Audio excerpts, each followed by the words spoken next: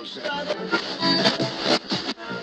was reading in chapter 3 of Daniel this morning, and of course, this is a story of Shadrach, Meshach, and Abednego, and how they refused to bow to the image that Nebuchadnezzar had set up for everyone to worship, and they took a stand on their faith. And it's of course, there's a lot of things in this that we can highlight, but I wanted to point this out to you. They said Nebuchadnezzar questions them on why they didn't stand, or why they didn't worship the image that he had set up, and they said this in verse 16. It says, "And Shadrach, Meshach, and Abednego answered and said to the king, O Nebuchadnezzar, we have no need to answer you in this matter. If that is the case," he says, they're saying if we don't bow down to the God that you set up, and you're going to throw us in the furnace, if that's the case, they say this: if that is the case, our God, whom we serve, is able to deliver us from the burning fiery furnace, and he will deliver us out of your hand, it says, O king.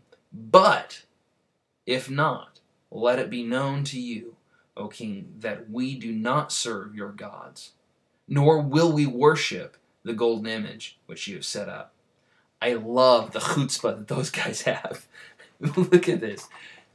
They're sitting there faced with death, faced with being put to death, and by burning, no less, by the king. And they are not careful to answer the king in that matter. They're saying, listen, if that's the case, let it be known to you, no matter what you do to us, we will not serve your God. We need to take that stand in our faith. We're not going to serve the gods of this world, but our God and our God alone.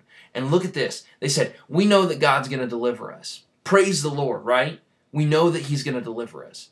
But if he doesn't, we'll still not serve the gods of this world. That's the kind of conviction that we need to have.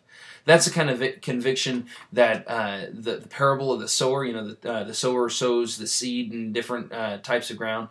Well, the seed that's sown on among the rocks, it springs up fast, and then it fades away, or it's burned or scorched when the sun comes out, when trials or persecutions come. We need to have the kind of faith that it doesn't fade away when trials come, when persecutions come.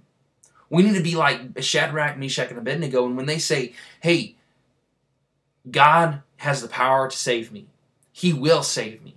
But if he doesn't, I'm still not going to conform to this world.